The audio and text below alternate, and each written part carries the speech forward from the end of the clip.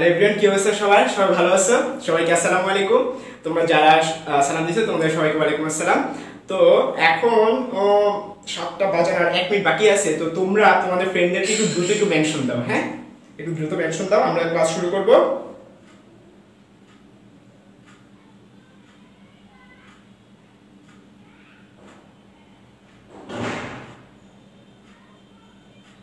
তোমরা একটু দ্রুত তোমাদের ফ্রেন্ডদেরকে মেনশন দাও, তাহলে আমি ক্লাসটা শুরু করতে পারবো।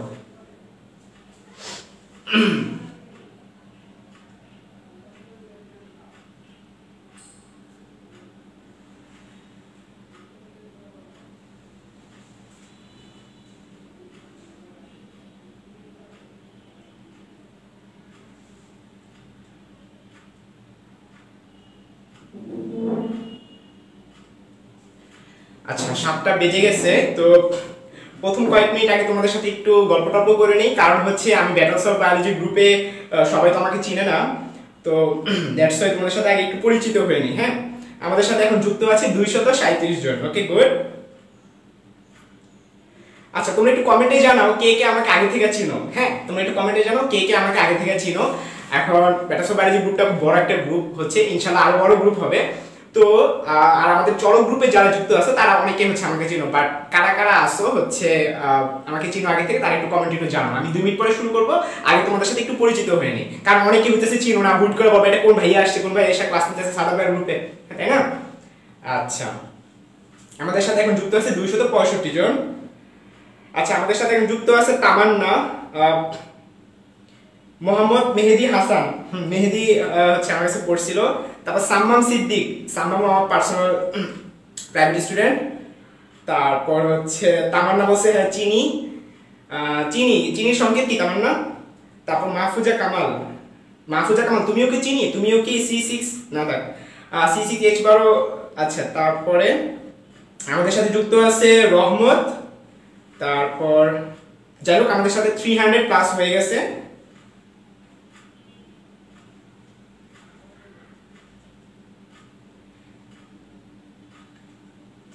আচ্ছা, হ্যাঁ, হাফিজাও চিনি। আচ্ছা, ঠিক আছে, তোমরা অনেকেই চিনো দেখা যাচ্ছে। তারপর মিশেল হোসেন, তারপর আমাদের সাথে যুক্ত আছে সাইমা আক্তার নিশি, তারপর রহমত, অনেকেই যুক্ত আছে আমাদের সাথে। আচ্ছা, যারা চিনো না তাদের সম্পর্কে আগে একটু বলি, যারা চিনো তারা তো চিনোই, যারা চিনো না তাদের সম্পর্কে আমি একটু ছোট্ট করে বলে নিই। হ্যাঁ, আমি হচ্ছে এখন ঢাকা ইউনিভার্সিটিতে ফাইনাল ইয়ারে আছি। অ্যাকচুয়ালি আমার পাস হয়ে যাওয়ার কথা করোনার কারণে। আমি হচ্ছে তোমাদের সাদাব ভাইয়ার খুব ক্লোজ ফ্রেন্ড বলতে পারো। আমরা হচ্ছে একেবারে ছোটকাল থেকে আমরা পড়ে আসছি। আমি, সাদাব, তারপরে শামি, সাকিব, তোমরা যারা ওদেরকে চিনো, আমরা হচ্ছে শামসুল হক খানের এ সেকশনের হচ্ছে আমরা সবাই টপ 10 এর মধ্যে ছিলাম। হ্যাঁ, তো সাদাবের সাথে কি বলবো যে মানে আমার রোল সাদাবের একেবারে কাছাকাছি ছিল। অ্যাকচুয়ালি আমার রোল 1 ছিল, সাদাব 3 ছিল, আমরা এখন কাছাকাছি বসতাম। তো পরীক্ষার হলে দেখা যেত যে অনেক কিছু আমরা হচ্ছে আমি না পারলে আমি সাদাবকে কোশ্চেন করতাম যে ও বায়োলজিতে ভালো, খুব অনেক আগে থেকে সে ক্লাস 9-10 থেকে। তো অনেক কিছু বায়োলজির অনেক কোশ্চেন ওকে করতে দিত, সেটা পারতেছি না, একটু সলভ টলভ করে দিয়ে এরকম টাইপের পরীক্ষা দেখা দেখে অনেক করছে। তো ওর সাথে ফ্রেন্ডশিপ একেবারে ছোটকাল থেকে, স্কুল কাল থেকে, বাট কলেজে এসে আমরা আলাদা হয়ে গেছিলাম, এন্ড দেন ভার্সিটিতে এসে তো টোটালি আলাদা। তো যাই হোক, আলাদা হলো, আমাদের পড়ালেখা আলাদা হলো, আমাদের এলাকা কিন্তু সেম, আমাদের এলাকা সেম। সাদাব, আমি, শামিম, সাকিব, আমরা সবাই একবার সেম এরিয়ার মধ্যে থাকি। আর আমার পরিচয় বলতে হচ্ছে আমি ঢাকা ইউনিভার্সিটিতে ইলেকট্রিক্যাল এন্ড ইলেকট্রনিক ইঞ্জিনিয়ারিং আসি, পাস করে যাওয়ার কথা, বাট অভাগা ফাইনাল ইয়ারে ঝুলে রয়েছে, এই আর কি। পরিচয় দেওয়ার মতো তার কিছু নাই, এতটুকুই তো, তাই না? আচ্ছা, ঠিক আছে, অনেকক্ষণ হয়ে গেল। আমাদের সাথে এখন আচ্ছা, হ্যাঁ, সাদাবও কমেন্ট করেছে। যাই হোক, সাদাব ভাইয়া আপনি আমাদের সাথে ক্লাস করেন।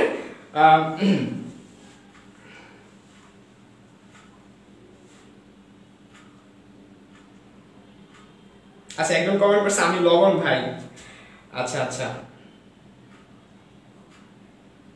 আচ্ছা, ঠিক আছে, আমি তোমাদের বেশি সময় ইউজ করব না। আচ্ছা, শামসুল হক খানে কি কি আছে একটু কমেন্টে জানাবো। শামসুল হক খান, ফাহিমা আক্তার মাহি, শামসুল হক খানে আছে। তারপর আচ্ছা, মাহবুবুর রহমান মাহি কোশ্চেন করছে যে ফিজিক্স 15 লেকচার কি কি পড়াবে। হ্যাঁ মাহি, আমি এটা আলোচনা করব, আমরা 15 লেকচার কি কি পড়ব আমি বলে দিব। তারপর আমাদের সাথে অনেকে যুক্ত আছে। শামসুল হক খান থেকে কে কে আছে একটু কমেন্টে জানাও। Shamsul Haque Khan school and college, Shamsul Haque school and কলেজে তোমরা কে কে আছো একটু কমেন্টে জানাও। আচ্ছা হ্যাঁ হ্যাঁ তানভীর, আমি চুল কাটছি, আমার চুল আরো অনেক বড় ছিল, চুল কাটছি রিসেন্টলি, এর জন্য খুব বাজে দেখাচ্ছে। আচ্ছা তো সৈকত দে আদাব জানাচ্ছ, আদাব ভাইয়া। তারপরে আচ্ছা শামসুল হক খানে আছে সিদ্রাতুল কাফরিন। তারপরে যারা নতুন যুক্ত হয়েছে এটা প্রায় 500 হয়ে গেছে, আমরা এখনই ক্লাস শুরু করব। আমি লিখব মাহফুজা কামাল, মাহফুজা কামাল আমাদের সাথে যুক্ত আছো শামসুল হক খানের। আচ্ছা অ্যাকচুয়ালি হচ্ছে আমি ফ্যানটা অফ করে ক্লাস নিচ্ছি, তো একটু তোমাদের বলি তোমাদের সুবিধার জন্য আমি ফ্যানটা অফ করে ক্লাস নিচ্ছি, এই জন্য হইতেছে ঘামাই দিতেছি। বাট আমি যখন প্রশ্ন লিখবো তখন আমি ফ্যানটা অন করব। আমার কথা কি বুঝতে পারতেছো তোমরা? ফ্যান অন করলে একটু আওয়াজ হবে বেশি, তোমাদের ডিস্টার্ব হবে। আমি ফ্যানটা অফ করে ক্লাস নিচ্ছি, দ্যাটস ওয়াই একটু ঘামাই যাচ্ছি। যখন আমি প্রশ্ন লিখবো তখন আমি ফ্যানটা অন করব, আবার যখন বোঝানো শুরু করবো তখন আমি ফ্যানটা অফ করে দিব। ওকে, তো অনেকক্ষণ হয়ে গেল। আচ্ছা ঠিক আছে। মোহাম্মদ আরিফ কোশ্চেন করছে হচ্ছে ডিউ প্রিপারেশন কি গুচ্ছ সহ বাকিগুলা কভার হবে? হ্যাঁ মোহাম্মদ আরিফ, তুমি যদি ডিউর জন্য যদি প্রিপারেশন নাও তোমার গুচ্ছ তো হবে, সাথে তোমার রাজশাহী ইউনিভার্সিটি থেকে শুরু করে চট্টগ্রাম ইউনিভার্সিটি, হ্যাঁ এগুলো তোমার কভার হয়ে যাবে। তারপরে আচ্ছা ঠিক আছে সিয়াম আহমেদ, ইনশাআল্লাহ আমি চেষ্টা করব বেসিক নলেজ দিতে। এখন আজকে মাত্র প্রথম ক্লাস, তো তোমরা আগে একটু অ্যাডজাস্ট হয়ে নাও আমার সাথে। তারপর ওকে ওকে ওকে ওকে আমি আর আছে তোমাদের লিংকই করব না, তো চলো আমরা তাহলে শুরু করি। হ্যাঁ আমরা চলো আমাদের ক্লাসটা আজকে শুরু করি। আচ্ছা তো ফার্স্ট অফ অল আগে একটু ছোট্ট করে আলোচনা করি Dhaka university physics, what does it mean. চলো এটা নিয়ে একটু আলোচনা করি, হুট করে পড়া যাওয়া ঠিক হবে না। তো ঢাকা ইউনিভার্সিটিতে তোমরা জানো কি কি আনসার করতে হয়, ওগুলো নিয়ে আমি আলোচনা করব না। আমি আলোচনা করব রিসেন্ট যে ভর্তি পরীক্ষাটা হয়েছে, অর্থাৎ তোমাদের কাছে যে লাস্ট যে প্রশ্নটা আছে, সেই সম্পর্কে আমি একটু আলোচনা করব। আচ্ছা তোমরা একটু কমেন্টে জানাও যে আমার সবকিছু কি ক্লিয়ারলি দেখা যাচ্ছে, লেখা কি ক্লিয়ার দেখা যাচ্ছে, একটু দেখো তো ফোকাস ঠিক আছে কিনা। তোমরা একটু কমেন্টে জানাও ফোকাস ঠিক আছে কিনা। হ্যাঁ অনেক সময় ফোকাসে প্রবলেম হয়। আচ্ছা আমি একটু চেক করে নিলাম যে হ্যাঁ ফোকাস ঠিক আছে। আচ্ছা আগে ছোট্ট করে একটু আলোচনা করি যে 2019-20 আসলে কিভাবে হচ্ছে পরীক্ষাগুলো হয়েছিল। সেটা হচ্ছে অবজেক্টিভ হয়েছিল এবং রিটেন হয়েছিল। ওইখানে ফিজিক্সে টোটাল রিটেনে টোটাল 4টা প্রশ্ন আসছিল, চারটা প্রশ্ন। তো প্রথম প্রশ্নটা যে প্রশ্নগুলো ছিল এগুলো সব কয়টা হচ্ছে তোমার ছিল 3 মার্ক করে। হ্যাঁ আমি মার্কস গুলো লিখে দিচ্ছি। আর একটা ছিল হচ্ছে তোমার 2.25 মার্ক করে। তাই তুমি যদি যোগ করো টোটাল ছিল ফিজিক্স রিটেন 11.25 মার্ক। খেয়াল করে দেখো 11.25 মার্ক ফিজিক্স রিটেনে আসছিল। অনুরূপভাবে ম্যাথেও কিন্তু সেম 11.25 মার্ক এসেছিল। ওকে ওইখানেও সেম মার্কস ডিস্ট্রিবিউশনটা সেম ছিল, যে ম্যাথেও সেম ঘটনা ঘটেছিল, যে টোটাল 4টা প্রশ্ন আসছিল 3 3 3 আর একটা হচ্ছে 2.25। হ্যাঁ তার মানে এভারেজে এখন তোমরা বলতে ভাইয়া এটা কি নিয়ম যে সব সময় ফিজিক্সের 4টা প্রশ্ন আসবে? না, আমি তোমাদেরকে একটু সার্কুলার সম্পর্কে একটু আইডিয়া দিয়ে নিই যে আসলে কি বলা হয়েছিল। তো বলা হয়েছিল যে রিটেনে যে প্রশ্নগুলো হবে ফিক্সড কোনো মার্কিং না, রিটেনে যে প্রশ্নগুলো করা হবে কোনো ফিক্সড মার্কিং না, যে 3 মার্কেরই হইতে হবে 4 মার্কেরই হইতে হবে এমন কোনো কথা নাই। কেমিস্ট্রি সম্পর্কে ছোট্ট করে একটু আলোচনা করি। কেমিস্ট্রিতে 1 মার্কেরও প্রশ্ন আসছে, ডিউ রিটেনে কেমিস্ট্রিতে 1 মার্কের 0.5 মার্কেরও প্রশ্ন আসছে। তার মানে তোমরা বুঝতে পারতেছো এখানে কিন্তু কোনো ফিক্স নাই। তবে এভারেজে ধরে রাখো ম্যাথের প্রত্যেকটা প্রশ্ন হবে 3 মার্কের। তো 3 মার্ক মানে কি বলো তো? তোমরা যে এইচএসসি তে যে অনুধাবন তোমরা যে প্রয়োগমূলক প্রশ্নগুলো যে সলভ করে আসছো ওই টাইপের ম্যাথ থাকবে। হ্যাঁ বা ওটা একটু অ্যাডভান্স টাইপের ম্যাথ থাকবে। এখন তোমাদেরকে একটু আলোচনা করে নিই যে জায়গা সম্পর্কে, যে আমরা যখন কোনো কিছু সলভ করি, ইন্টারে যখন সলভ করে আসছি আমাদের খাতা ছিল আনলিমিটেড, অর্থাৎ তোমাকে বলা হয় না যে এতটুকুর মধ্যে তোমাকে আনসার করতে হবে। বাট সকল অ্যাডমিশন টেস্টে তোমার জায়গাটা হবে লিমিটেড। সো এখন থেকে তোমাদের অভ্যাস করতে হবে। আমি তোমাদের একটা টার্গেট দিয়ে দিব। টার্গেটটা কি? একটা পেজকে তোমরা 3টা ভাগে ভাগ করবা। একটা পেজকে কি করবা? 3টা ভাগে ভাগ করবা। এখন বলি যে এই দিকে আমরা 2.25 মার্ক, এটা মার্কটা কেন কম দিছে? নিশ্চয় এটা ডিফিকাল্টি একটু ছোট, মানে একটু কম ডিফিকাল্ট, আর এগুলো একটু তুলনামূলকভাবে বেশি ডিফিকাল্ট। তো তোমরা এখন থেকে ট্রাই করবা একটা পেজকে 3টা ভাগে ভাগ করবা। হ্যাঁ এরকম 3টা ভাগে ভাগ করবা। 3টা ভাগে যে ভাগ করবা প্রশ্নগুলা, এই যে মানে আনসারগুলো তুমি কিভাবে করবা সেটা একটু বলে দিই। এইখানে আবার মনে মনে আবার একটা একটা করে ভাগ করবা। এই দাগটা আমি দিতে বলতেছি এটা মনে মনে, তুমি যখন অঙ্কটা করবা তখন এখানে মনে করে অঙ্ক করলা, এই যে লাইন অঙ্ক করতেছো অঙ্ক করতেছো, ওই পাশে যাবা না, ওই পাশে যাবা না। কেন যাবা না আমি বলতেছি। তো তুমি হাতে লেখা ছোট করতে হবে, হাতে লেখা ছোট করে করে এভাবে লিখবা। লেখার পর তুমি দেখতেছো তোমার ম্যাথটা শেষ হয় নাই, আরো বড়, তখন সেক্ষেত্রে কি করবা, তুমি এখান দিয়ে করবা। ঠিক আছে? সো ব্যাপারটা আসলে কি দাঁড়াচ্ছে যে তুমি চাইলে এখানে দাগ দিতে পারো, কোনো সমস্যা হবে না, কোনো দাগ দিতে পারো, কোনো সমস্যা হবে না। তার মানে তুমি তোমার প্রত্যেকটা স্লটকে খেয়াল করো, এটা 3টা স্লট, এটাকে আবার 2টা স্লটে ভাগ করছো তোমার নিজের সুবিধার জন্য। তুমি যদি বাসা থেকে যদি এরকম প্র্যাকটিস করে যাও যে হাতের লেখা ছোট করে এবং যে কোনো একটাকে 2টা ভাগে ভাগ করে যদি তুমি প্র্যাকটিস করে যাও তাহলে তোমার খুব উপকার হবে। নয়তো কিছু কিছু ম্যাথ দিবে বড়, তুমি সলভ করতে গেলে তোমার জায়গায় নেই, তখন সেক্ষেত্রে তুমি প্রবলেম ফেস করবা। সো তোমাদের প্রথম টার্গেট থাকবে রিটার্নের জন্য হাতের লেখা ছোট করা। সো তোমাদের মধ্যে যাদের হাতের লেখা বড় আছে তারা এখনই হাতের লেখা ছোট করার অভ্যাসটা ক্রিয়েট করে ফেলো। ওকে, এটা ছিল আমার প্রথম কথা। দ্বিতীয় কথা হলো অবজেক্টিভ সম্পর্কে। অবজেক্টিভের জন্য তোমাদেরকে কি করতে হবে? ফার্স্ট অফ অল, এখানকার অবজেক্টিভ কিন্তু মেডিকেল অবজেক্টিভ না। খেয়াল করে দেখো, মানে আমি এখানে ক্লাস নেওয়ার উদ্দেশ্যটা কি, যদি মেডিকেলের ফিজিক্স দিয়ে যদি কাভার হয়ে যেত দরকার ছিল আমার এখানে ক্লাস নেওয়া, নো নিড। সো বুঝতে পারতেছো যে ঢাকা ইউনিভার্সিটি ফিজিক্স কিন্তু মেডিকেলের ফিজিক্সের মতো না। মেডিকেল ফিজিক্স দিয়ে কিন্তু ঢাকা ইউনিভার্সিটি ফিজিক্স জীবনও কভার হবে না। আরেকটা কথা হলো যে ফরজ, যে কোন জিনিসটা তোমাদের জন্য ফরজ তোমরা জানো, ফিজিক্স কেমিস্ট্রি ঢাকা ইউনিভার্সিটিতে ভর্তি পরীক্ষার জন্য তোমাদের জন্য ফরজ, মানে কি এটা আনসার করতেই হবে। কিন্তু ম্যাথ, ইংরেজি, বাংলা এবং বায়োলজি, এই যে আমি সাবজেক্টগুলো বললাম, এই 4টা সাবজেক্ট থেকে তুমি একটা আনসার করলেই হবে। এই 4টা থেকে তুমি একটা সাবজেক্ট আনসার করলে হবে। কিন্তু যদি তোমার মেইন সাবজেক্ট ম্যাথ থাকে তোমাকে ম্যাথ আনসার করতেই হবে। যদি তোমার মেইন সাবজেক্ট বায়োলজি থাকে তোমাকে বায়োলজি আনসার করতেই হবে। আমাদের ক্লিয়ার? তোমাদের মধ্যে 100 জনের মধ্যে দেখা যাবে 95 মানুষ এটা জানো, 5 জন এটা জানো না। সত্যি কথা, এখনো ইভেন অনেকেও জানে না যে অ্যাকচুয়ালি আমাকে গতকালকে একটা স্টুডেন্ট আমাকে ফোন দিয়ে বলে যে ভাইয়া আমি আমার মেইন সাবজেক্ট ম্যাথ, আমি কি ম্যাথ না দাগালেও হবে? তো আমি তখন প্রশ্নটা শুনে মনে মনে হাসতেছি, বাইরে না। তো পরবর্তী আমি সুন্দর করে গুছিয়ে বললাম যে না ভাইয়া, আসলে যেটা মেইন সাবজেক্ট ঢাকা ইউনিভার্সিটিতে সেটা আনসার করতেই হবে। সো তোমাদের মধ্যে যারা মেডিকেল প্রিপারেশন নিচ্ছ এবং তোমাদের মেইন সাবজেক্ট ম্যাথ, তোমাদের কিন্তু ম্যাথ আনসার করতেই হবে। ক্লিয়ার? আচ্ছা, আর যাদের মেইন সাবজেক্ট বায়োলজি তাদের কিন্তু বায়োলজি আনসার করতেই হবে। অর্থাৎ যারা বায়োলজি মেইন সাবজেক্ট নিচ্ছ, ম্যাথ নেও নাই, ম্যাথ তোমাদের অপশনাল, তোমরা math answer, math Bangla English থেকে একটা আনসার করলেই হবে। আর যারা ম্যাথ নিয়ে নিছো কিচ্ছু করার নেই, তোমাকে ম্যাথ দাগাইতে হবে। আমি কি তোমাদের ক্লিয়ারলি বুঝাইতে পারছি? আমি একটু তোমাদের কমেন্ট করি, এরপরে আমি ক্লাসটা শুরু করে ফেলবো।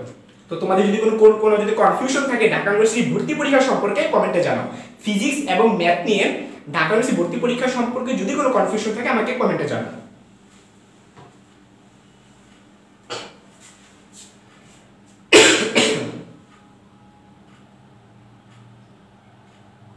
আচ্ছা, রায়হান হোসেনের মেইন হচ্ছে বায়োলজি বলছে। সাদিয়া হাসান মিম মেডিকেলে রাফ করতে দেয় নাই, ভার্সিটির ম্যাথ করতে পারবো রাফ। আচ্ছা, রাফ বলতে অ্যাকচুয়ালি কি তোমাদের যে জায়গাটুকু দিবে ওই জায়গার মধ্যেই করতে হবে। এখানে রাফটা বলতে মেডিকেলে তো ভাই রাফ দিবে না। মেডিকেল কি যত ধরনের অবজেক্টিভ আছে মানে ইঞ্জিনিয়ারিং বাদে, হ্যাঁ আমি তোমাদের ছোট্ট করে একটু বলে নিই, তোমরা তো অনেক ইঞ্জিনিয়ারিং পরীক্ষা দিবে না, যারা চুয়েটে পরীক্ষা দিবা, মানে এখন তো চুয়েট একসাথে পরীক্ষা দিবে, ওইখানে যে অবজেক্টিভগুলো হয় সব ভার্সিটির অবজেক্টিভ হয় না, ওইখানে অবজেক্টিভ জন্য রাফ পেজ দেয়। ইঞ্জিনিয়ারিং ভার্সিটির অবজেক্টিভে তোমরা রাফ পেজ পাবা, বাট ভার্সিটির অবজেক্টিভে তোমরা কোনো ধরনের রাফ পেজ পাবা না। তুমি কি আমার প্রশ্নের আনসার পাইছো? নিন। আচ্ছা, 9 এর মেইন হচ্ছে বায়োলজি, তোমাকে তো বায়োলজি আনসার করতেই হবে। জাহিদুল হাসান ইমন বলছে এতদিন পর ম্যাথ বই দেখলে বুক চিনচিন করে। না ভাই, বুক চিনচিন করবে না, ইনশাআল্লাহ তোমাদের জন্য ভালো সুখবর আছে। ম্যাথ নিয়েও আছে, ফিজিক্সের দায়িত্ব আমি নিছি, ম্যাথের দায়িত্ব কে আসতেছে তোমরা দেখতে পাবে সামনে। আচ্ছা, ফাতিমা আক্তার ঋতু বলতেছে আমার মেইন বায়োলজি, ম্যাথের পরিবর্তে বাংলা দাগাইলে কি ভালো বায়োলজি রিলেটেড সাবজেক্ট পাবো না? খুব ভালো একটা কোশ্চেন করছো, সেটা হলো ঋতু। আচ্ছা, ঋতু প্রশ্নের আলোকে আমি একটু আনসার দিই। তো মনে করো ও বলতেছে ওর মেইন হলো বায়োলজি, হ্যাঁ, এখন ও ম্যাথের পরিবর্তে বাংলা দাগাইতে চাইতেছে, হ্যাঁ, তো বাংলা দাগাইলে কি বায়োলজি রিলেটেড সাবজেক্ট পাবে কিনা? আচ্ছা, এটা আমি একটু আলোচনা করি। খেয়াল করে দেখো যে ম্যাথ যদি তুমি না দাগাও তাহলে তোমার কি কি চলে যাবে। ম্যাথ না দাগালে তো কি কি ঘটনা ঘটতে পারে? ম্যাথ যদি তুমি না দাগাও তাহলে হচ্ছে ফার্স্ট অফ অল তোমার ইঞ্জিনিয়ারিং সব সাবজেক্ট তোমার বাদ হয়ে যাবে। মানে ইঞ্জিনিয়ারিং যে সাবজেক্টগুলো আছে ঢাকা ইউনিভার্সিটিতে আমি যদি একটা টপ র্যাঙ্ক করি ঢাকা ইউনিভার্সিটি একটা টপ র্যাঙ্কের মধ্যে তুমি যদি আসো সবার প্রথমে তুমি পাবা জেনেটিক ইঞ্জিনিয়ারিং, জেনেটিক ইঞ্জিনিয়ারিং, ঠিক আছে। জেনেটিক ইঞ্জিনিয়ারিং সিট খুবই কম, তো এটার জন্য তোমাকে টপ র্যাঙ্ক করতে হবে। জেনেটিক ইঞ্জিনিয়ারিং দেখা যায় বাংলাদেশের ম্যাক্সিমাম স্টুডেন্টরাই হচ্ছে দেশে আর থাকে না, তারা দেশের বাইরে চলে যায়, সো এটার প্রতি মানুষের ইন্টারেস্টও খুব কম। ওকে, এটা কিন্তু টপ র্যাঙ্কে আমি বলবো যে ট্রিপল সিএসসি চাইতো, মানে ট্রিপল সিএসসি তে চান্স পাওয়ার চাইতো এটা আরো কঠিন, জেনেটিক ইঞ্জিনিয়ারিং চান্স পাওয়া কঠিন কারণ সিট খুবই কম। এরপর দ্বিতীয়তে আমি আসি, দ্বিতীয়তে হচ্ছে সিএসসি ট্রিপল ই। এবার তোমাকে বলি সিএসসি ট্রিপল ই বা যত ইঞ্জিনিয়ারিং সাবজেক্টগুলো আছে এগুলাতে কিছু ক্রাইটেরিয়া আছে। তুমি যদি সিএসসি ট্রিপল ই যদি তুমি চান্স পাইতে চাও তাহলে তোমাকে কি করা লাগবে, তোমাকে অবশ্যই অবশ্যই অবশ্যই ফিজিক্স, ম্যাথ এই দুটাতে বড় সরো লেভেলে একটা কোপ দিতে হবে। আমি কি দিছি, বড় সরো লেভেলে একটা কোপ দিতে হবে। এখন বলি কেন। ফার্স্ট অফ অল তুমি যদি ঢাকা ইউনিভার্সিটি যদি তুমি ফার্স্টও হও, সাপোজ যদি তুমি ফার্স্ট হইলা, তোমার হইতাছে ফিজিক্সে মানে একটা রিকোয়ারমেন্ট বলে দিবে, এক এক সময় এক এক রকম বলে দেয় আর কি। হ্যাঁ, আমাদের সময় 30 মার্ক ছিল এক একটা সাবজেক্টে, তোমাদের সাথে মিলবে না আর কি। আমাদের সময় অবজেক্টিভে যেটা ছিল প্রত্যেকটা বছর সার্কুলারে বলে দেয় তুমি ট্রিপল ই পাইতে হলে তোমার অমুক পাইতে হবে, ফিজিক্সে এত পাইতে হবে। সাপোজ তোমাকে তোমাদের হচ্ছে মানে এটা আনুমানিক প্রায় 60% মতো মার্কস। আমাদের সময়টা বলি, আমাদের সময় হচ্ছে টোটাল 30টা অবজেক্টিভ ছিল, টোটাল 30টা অবজেক্টিভ ছিল। তো তখন কিছু ক্রাইটেরিয়া ছিল যে তুমি যদি সিএসসি সাবজেক্ট যদি তুমি পাইতে চাও তাহলে তোমাকে কিন্তু ম্যাথে 18 পেতে হবে। তোমরা জানো ম্যাথে 18 কত কঠিন। ঢাকা ইউনিভার্সিটি তোমাদের একটু ভয় দেখাচ্ছি আর কি, ঢাকা ইউনিভার্সিটি ম্যাথে 18 আসলেই কঠিন, আসলেই কঠিন। আমি ম্যাথ নিয়ে পড়ে আলোচনা করবো, বা তোমাদের সাকিব ভাইয়া আছে ও আর খুব ভালো আলোচনা, আমি ম্যাথ নিয়ে বেশি আলোচনা করবো না, আমি শুধু ফিজিক্সের মধ্যে থাকার চেষ্টা করবো। আমি হালকার উপর ঝাপসার উপর আমি জাস্ট বলে যাচ্ছি যে তুমি যদি ইঞ্জিনিয়ারিং যে কোনো সাবজেক্ট নিতে চাও তোমাকে অবশ্যই ফিজিক্স এবং ম্যাথে একটা ভালো একটা মার্ক লাগবে। এবং তোমরা জানো ঢাকা ইউনিভার্সিটি টপ যে সাবজেক্টগুলো ওগুলো হচ্ছে সবকটা ইঞ্জিনিয়ারিং। ওকে, আচ্ছা এখন ইঞ্জিনিয়ারিং সাবজেক্ট কি কি আছে, সিএসসি ট্রিপল ই আছে, তারপর হচ্ছে সফটওয়্যার ইঞ্জিনিয়ারিং, এটাকে আমাদের আলাদা একটা ইনস্টিটিউট বলা হয়। যে আইটি লিখছে, আমি সফটওয়্যার ইঞ্জিনিয়ারিং লিখিনি, বাট আইটির আন্ডারে সফটওয়্যার ইঞ্জিনিয়ারিং এই ডিপার্টমেন্টটা। ওকে, আচ্ছা এরপর আর কি কি আছে ডিপার্টমেন্ট সম্পর্কে যদি একটু আইডিয়া দিই তোমাদের।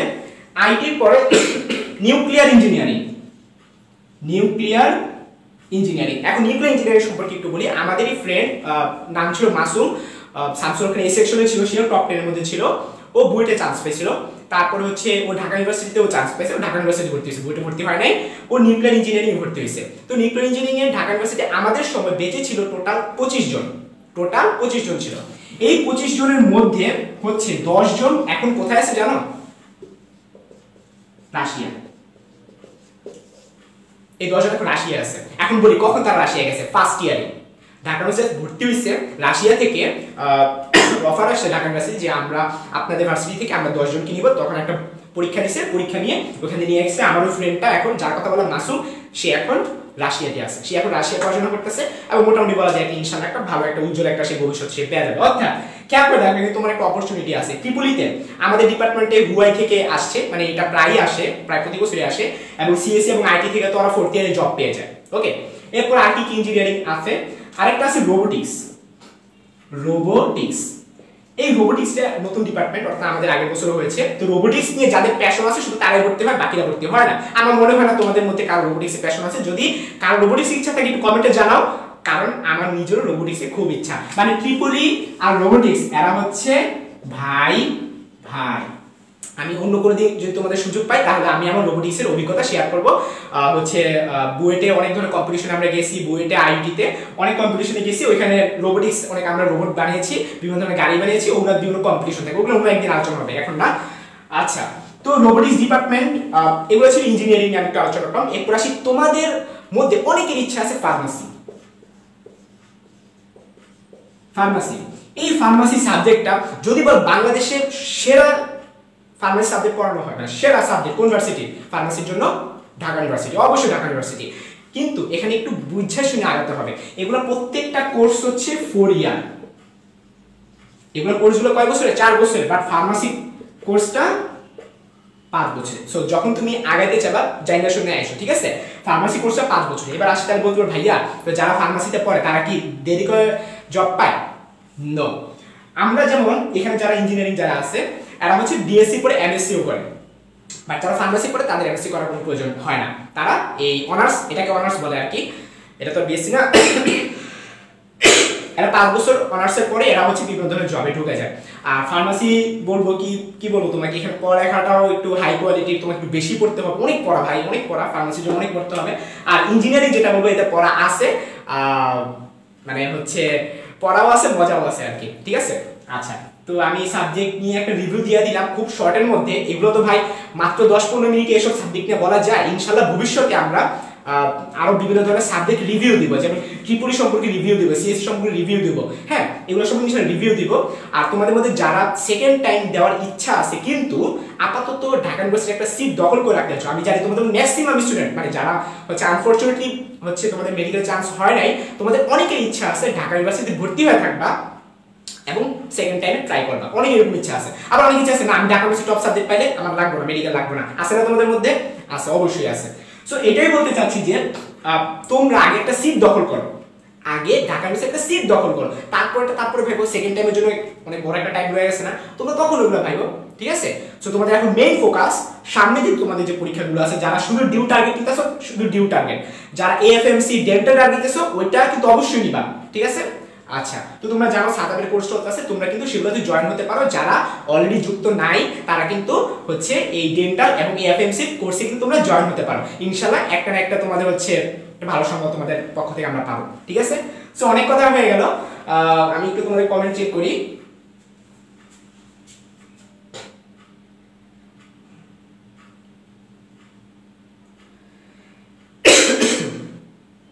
আচ্ছা, একজন বলছে যে ভাই নিউক্লিয়ার ইঞ্জিনিয়ারিং পড়া কি বোম্বা নাকি?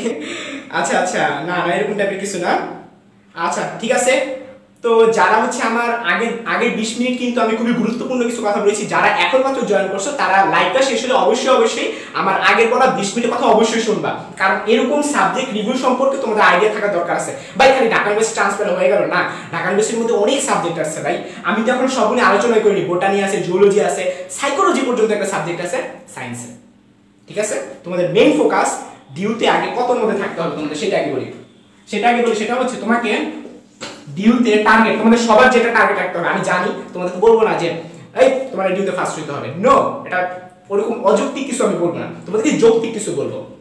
একটা জিনিস খেয়াল করো, যে ডিউতে ফার্স্ট হয় সে কিন্তু বুয়েটে ফার্স্ট হয় না, এটা কিন্তু তোমরা খেয়াল করে দেখছো গত বছর আগের বছর সব বছরই ডিউর প্রিপারেশনের সাথে বুয়েটের প্রিপারেশন পুরোপুরি মিলে না, কারণ এখানে তোমার বায়োলজি বাংলা থেকে আনসার করতে হয়, হ্যাঁ এই জন্য পুরোপুরি মিলে না। যে ডিউতে ফার্স্ট হয় তাকে দেখবা সে কিন্তু বুয়েটে ফার্স্ট হয় না। আচ্ছা যাই হোক, ওগুলো আমার কথা না, তোমাদের টার্গেট ডিউ টার্গেট, তোমাদের সবার টার্গেট থাকবে টপ 500 ভিতরে থাকা, টপ কতর ভিতরে 500 ভিতরে থাকা, টপ 500। এখন বলি তুমি যদি টপ 500 ভিতরে থাকো তুমি কোন কোন সাবজেক্ট পাবা? তুমি এগুলো সব কটা সাবজেক্ট পাবা, জেনেটিকটা তুমি পাবা না। টপ 500 ভিতরে থাকলে তুমি এখানকার সব সাবজেক্ট পাবা, তুমি জেনেটিকটা শুধু পাবা না, আবার তুমি ফার্মাসিও পাবা। এখন কিছু রিকোয়ারমেন্ট আছে, রিকোয়ারমেন্টটা কি? ওই যে ফিজিক্সে এত পাইতে হবে, ম্যাথে এত পাইতে হবে, আমাদের ক্লিয়ার? সো তোমাদের টার্গেট কি থাকবে? অবশ্যই ফিজিক্স ম্যাথে ভালো একটা স্কোর উঠানো, কারণ ডিউতে বায়োলজি এবং কেমিস্ট্রি তুলনামূলকভাবে সহজ হয়, বাট ফিজিক্স ম্যাথটা মাঝে মধ্যে তোমাকে কান্দায় দিবে, ঠিক আছে। তোমরা আমাদের সময় তোমরা হচ্ছে দেখো, আমাদের সময় প্রশ্নটা তোমরা একটু দেখো, দেখলে বুঝবা যে আমাদের সময় ফিজিক্সটা তুলনামূলকভাবে আগের বছর হচ্ছে কঠিন হয়েছে। আমি যত মার্ক পেয়েছিলাম আমার চাইতে আমার আগের বছরের বড় ভাই আমার চেয়ে 10 মার্ক বেশি পাইছে, আমার চাইতে 10 মার্ক বেশি পাইছে আমার চেয়ে আগের বছরের বড় ভাই, বাট ওনার পজিশন ছিল আমার চাইতে 50 পিছনে। চিন্তা করতে পারতেছো? আমার চেয়ে 10 মার্ক বেশি পেয়েছে আমার আগের বছরের একটা বড় ভাই, বাট ওনার পজিশন আমার চাইতেও ছিল আরো পিছনে, বুঝতে পারতেছো? সো এটা বছর টু বছর ভ্যারি করে, আমাদের আগের বছর ফিজিক্স প্রশ্ন সহজ করছে, আমাদের বছরে ফিজিক্স প্রশ্ন কঠিন করছে। তোমরা 2016 সালে ফিজিক্স প্রশ্নটা দেখো, ওকে। আচ্ছা ম্যাথ প্রশ্নটা দেখো, ম্যাথও কঠিন করছে, বাট আমি তার মানে এইটা বলতেছি কঠিন মানে সবার জন্য কঠিন, সহজ মানে সবার জন্য সোজা, ওই বেচের জন্য। আমার বেচের সাথে তো আগের বছর বেচের তুলনা করে কোনো লাভ নেই, ওকে। অনেক কথা হয়ে গেল, আমি এখন তোমাদের পড়া শুরু করতেছি। কারো যদি কোনো ধরনের কোশ্চেন থাকে তোমরা কমেন্টে দিবা, আমি ক্লাস শেষ হলে আমি কমেন্ট আবার চেক করে রিপ্লাই দেওয়ার চেষ্টা করবো, ওকে। আমরা আমাদের ক্লাস শুরু করি।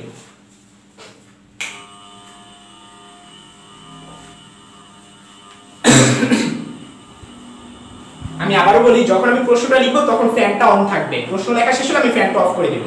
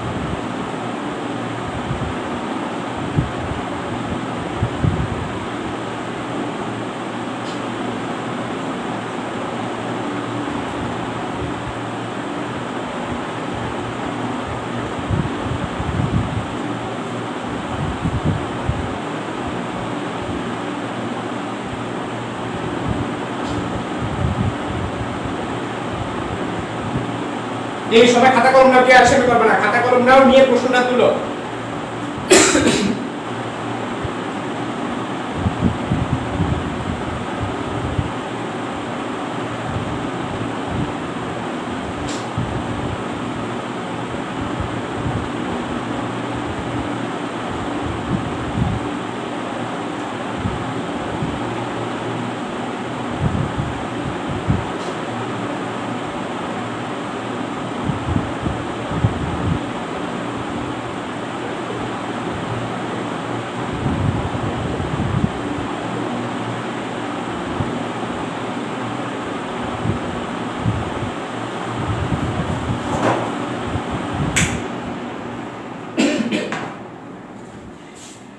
আচ্ছা ওকে, ফার্স্ট অফ অল তোমাদের একটু বলে নেই, ডিউতে এই পর্যন্ত এরকম টাইপের ম্যাথ কখনো আসে নাই।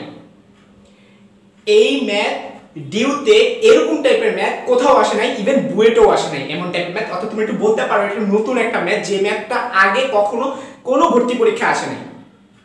আমি তোমাদের বুঝাইতে পারতাছি এটা কোথা থেকে আসে। চেহারা দেখে তোমরা ভাববা কি ভাইয়া এটা তো থোরিয়াম আলফা নিউক্লিয়াসে তো পড়ছি লাগতেছে। একটু ভালো মতো দেখো কিসের লগে কি লাগাই দিল, গতিশক্তি চাইছে। তোমরাই বলো নবম চ্যাপ্টার গতিশক্তি আইলো কোথা থেকে? ফিজিক্স সেকেন্ড পার্টের নবম চ্যাপ্টারটা তো তোমরা পড়ছো, ওইখানে কি ছিল যে আলফা কণার নিঃসরণ, এগুলো নিঃসরণ আছে অনেকগুলো। তো এখানে গতিশক্তি আইলো কোথা থেকে? খুবই ক্রিয়েটিভ একটা কোশ্চেন। এই প্রশ্নটা আমার দেখা ঢাকা ইউনিভার্সিটি ফিজিক্সের অনেক সুন্দর একটা প্রশ্ন, ঠিক আছে? এটা অনেকেই পারে নাই, গত বছর হচ্ছে আমি আমার স্টুডেন্ট সহ আর অনেকে জিজ্ঞাসা করছে, এটা অনেকেই আনসার করতে পারে নাই, মানে আনসার করছে এক একজন এক এক রকম আনসার করছে। সো আমি বলবো এরকম টাইপের ম্যাথগুলা তোমাদের অবশ্যই এমন ভাবে চিন্তা করবা যাতে শুধুমাত্র ওই চ্যাপ্টারের মধ্যে যাতে সীমাবদ্ধ না থাকে। আমাদের একটা হিউম্যান প্রবলেম হলো যে আমরা যখন একটা প্রশ্ন পড়ি, হ্যাঁ এটা নিউটনের বলবিদ্যা থেকে আসছে, আমরা কিন্তু নিউটনের বলবিদ্যার মধ্যে সব চিন্তাগুলো রাখি। কেন ভাই একটা চ্যাপ্টারের সাথে একটা চ্যাপ্টার মিক্সড আকারে আসতে পারে না? অবশ্যই পারে, এবং এটা তাই আসছে। চলো আমরা সলভ শুরু করি। সর্বপ্রথম হচ্ছে তোমরা চেষ্টা করবা যে ঘটনাটাই ঘটবে ওই ঘটনাটা মাথায় চিত্র আকারে প্রকাশ করার জন্য, মনে মনে চিত্র, ঠিক আছে? আমি মনে মনে একটা চিত্র দিয়ে তোমাদের বুঝাই। একটি স্থির থোরিয়াম, তো থোরিয়াম নিউক্লিয়াস কি ঘটনা ঘটতেছে, ওইখান থেকে একটা আলফা কণা নির্গত হবে। তো এটা নিশ্চয়ই একটা কেমিস্ট্রির একটা বিক্রিয়ার মতো। এই যে খেয়াল করো, থোরিয়াম থেকে কি হবে, একটা আলফা কণা চলে যাবে। এখন থোরিয়ামের এ আর জেড মানে তোমরা সবাই জানো, এটা তো তোমাদের বোঝানো লাগবে না, তোমরা বুঝো এই যে 90 পারমাণবিক সংখ্যা আর 220 পারমাণবিক ভর, এখান থেকে একটা আলফা কণা চলে যাবে। তোমরা এটাও জানো আলফা কণা মানে কি? আলফা কণা মানে কি? Helium 2+ nucleus. আলফা কণা মানে কি তোমরা এটা সবাই, আচ্ছা একেবারে ডান পাশে তোমরা দেখতে পাচ্ছ বোর্ডের ডানে, হ্যাঁ দেখতে পাচ্ছ, ওকে। তো তোমরা জানো একটা আলফা কণা চলে যাওয়া মানে কি? দুইটা প্রোটন চলে যাওয়া, এটা কি প্রোটন, ঠিক আছে? আর এখানে কি ছিল?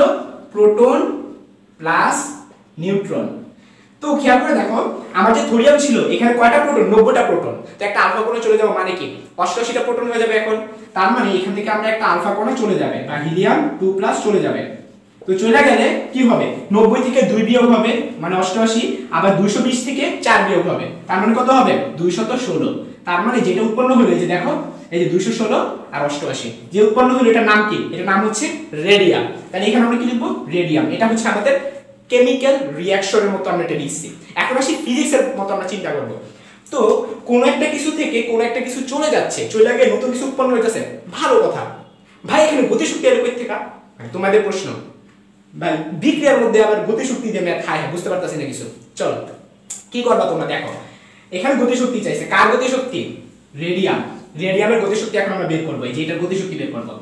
আচ্ছা তো তোমাদেরকে আগে একটুখানি একটু বাংলা সিনেমা নিয়ে যাই, অথবা বাংলা সিনেমা রাখবে না, যে কোনো ধরনের গোলাগুলি একটা সিনারি তোমরা চিন্তা করো। ধরা যাক আমার হাতে এটা একটা গুলি আছে, কি করলাম আমি?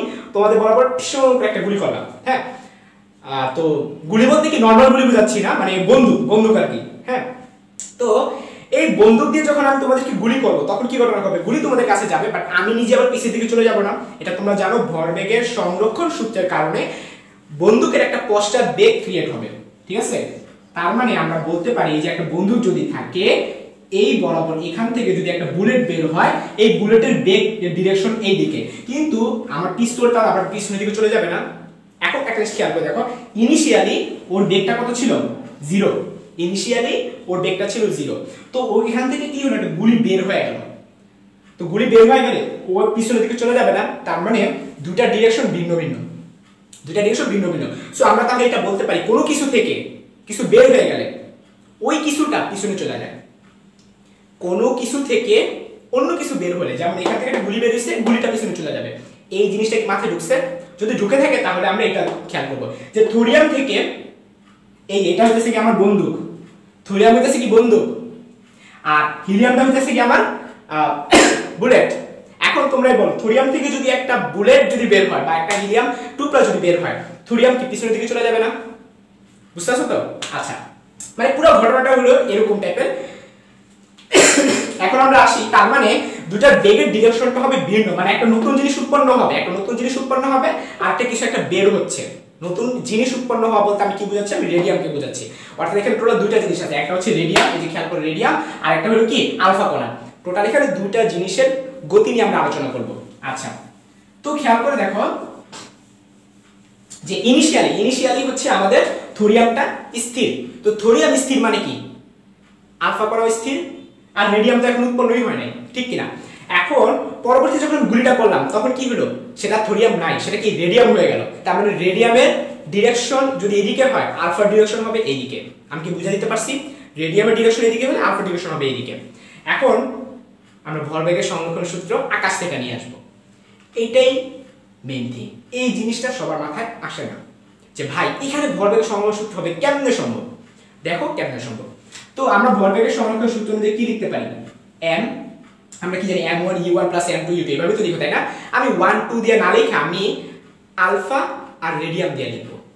আমরা কি লিখতে পারি? m alpha u alpha m radium u radium সমান সমান m alpha v alpha m radium v radium. তোমরা কি বুঝতে পারছো এটা আমি কোথা থেকে পাইছি? ভরবেগের সংরক্ষণ সূত্র। তো ইনিশিয়ালি এই যে স্থির থোরিয়াম থাকার কারণে আলফাটাও স্থির, থোরিয়ামও স্থির। এখন মানে পুরো সবই তো স্থির, তাই না? তাহলে ইনিশিয়ালি আমরা কি বলতে? বাম পাশ পুরোটাই 0। এবার ডান পাশে আসো, m আলফা মানে কি? আলফা কণার ভর, আর v আলফা মানে কি? ওই যে এই যে পিছন দিকে যাচ্ছে, মনে করো এটা হচ্ছে আলফা কণা, আর এদিকে মনে করো যাচ্ছে রেডিয়াম, ঠিক আছে? আচ্ছা, প্লাস m আর ইনটু v এরটা কি হবে? নেগেটিভ হবে না? এই v এরটা কি হবে? নেগেটিভ হবে না? অবশ্যই নেগেটিভ হবে, কারণ এই যে আলফা যদি এদিকে যায়, রেডিয়াম এদিকে, আমরা জানি 180 ডিগ্রি অ্যাঙ্গেল ক্রিয়েট করলে একটা একটা বিপরীত হয়ে যায়। তার মানে এটা যদি আমরা পজিটিভ ধরি, এটা হয়ে যাবে নেগেটিভ। আচ্ছা, তাহলে আমরা এখান থেকে কি বলতে পারি? m alpha v alpha is equal to m r v r, বা এখান থেকে এটাও বলতে পারি v r by v alpha সমান সমান m alpha by m r. আচ্ছা, এখন m বলতে আমি কি বোঝাচ্ছি? m বলতে বোঝাচ্ছি ভর। খেয়াল করে দেখো, এই যে রেডিয়াম এবং আলফা কণার বেগের অনুপাত কিসের সমান? আলফা এবং রেডিয়াম কণার ভরের অনুপাত। তো m আলফা মানে কি? আলফা কণার ভর। তো আলফা কণার ভর কই? এই যে আলফা কণা, আলফা তো তোমরা জানো, আলফা হচ্ছে কি ছিল? হিলিয়াম 2+। এটা ভর কোনটা? এটা কি ছিল? পারমাণবিক সংখ্যা। ভর কোনটা? উপরেরটা না? উপরেরটা আমরা ভর বলি। তাহলে আলফা কণার ভর কত? 4। তাহলে আমরা উপরে লিখব 4। আর এটা কি রেডিয়াম? রেডিয়ামের ভর কত? 216। তা আমরা যদি এখানে বসাই দেই, তারপর যদি এটা আমরা কাটাকাটি করি, আমরা কত পাবো? 4 আর 200 কাটাকাটি করলে 64 হয়। তাহলে এখানে কত হবে? 1/64 হবে। আমি তোমাদের বুঝিয়ে দিতে পারছি যে m v r divided by v alpha সমান সমান 1/64। আশা করি তোমরা এটা বুঝতে পারছো। আচ্ছা, বা এখান থেকে আমরা পাশে লেখা রাখি যে v আর সমান সমান v আলফা ডিভাইডেড বাই 64। এটা আমার পরে লাগবে। একটা কথা, ইম্পর্টেন্ট কথা, প্লিজ প্লিজ প্লিজ তোমরা নোট করবা। আজকে ক্লাস শেষ হওয়ার পর তোমরা, আমি আজকে যা যা পড়াবো তার নোট করে গ্রুপে আপলোড দিবা। আমি সবারটা চেক করব। আমি কি বলছি বুঝতে পারছো? আমি যা পড়াচ্ছি সব নোট তুলবা, তুলে এটা গ্রুপে আপলোড দিবা। আমি দেখবো কার নোটটা সবচেয়ে সুন্দর হয়। ওকে? আচ্ছা, তো এতটুকু বুঝছো? আমি একটু কমেন্টে চেক করি। তোমরা একটু কমেন্টে বলো যে আমি যতটুকু বুঝাইছি তোমরা বুঝতে পারছো কিনা।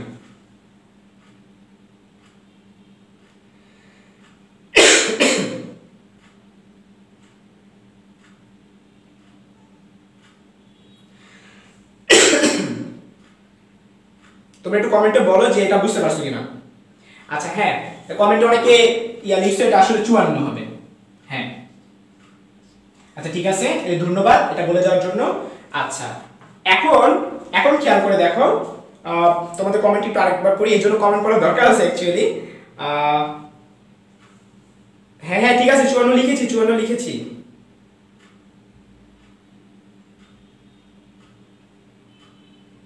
আচ্ছা সবাই বলতেছো সবাই নাকি বুঝে গেছো, তাহলে তো ভালোই, তাহলে আমি সামনে আগাই। সবাই বুঝে গেছো, তাহলে এটা আমাদের কত হবে? 54 হবে। এটা অ্যাকচুয়ালি আমি মাথায় ক্যালকুলেট করছিলাম তাড়াতাড়ি, এর জন্য 64 লিখে ফেলছেন। আচ্ছা যাই হোক, তো আমরা যদি পরবর্তীতে যাই, আমরা এই ভ্যালুটা আমি লিখে রাখলাম পাশে। ওকে,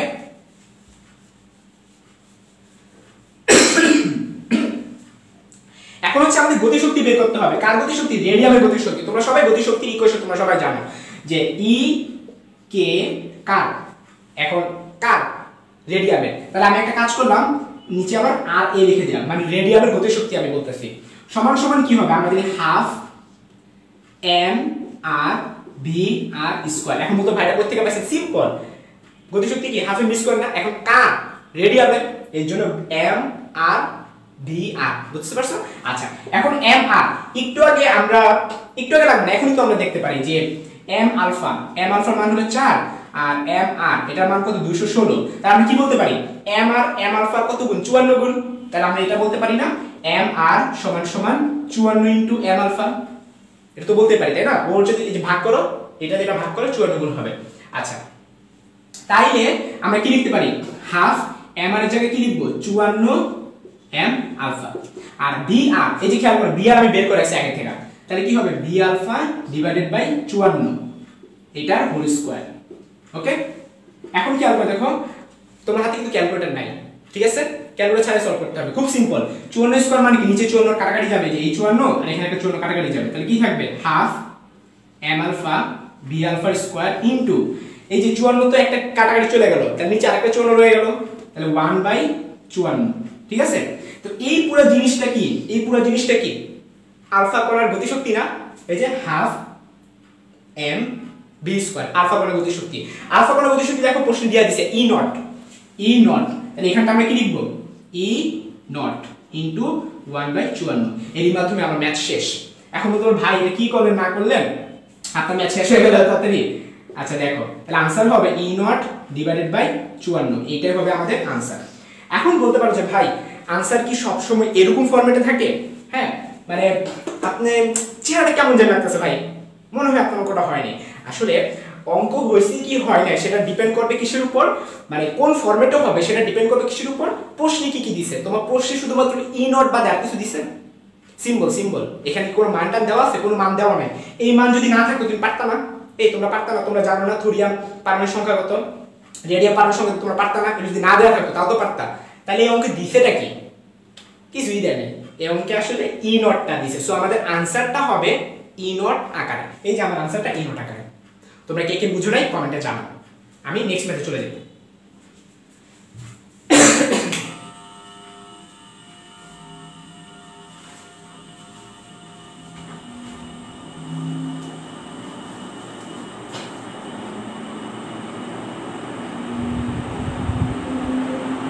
আচ্ছা সুমাইয়া আক্তার মারিয়া বলছে আরেকবার বুঝাইতে।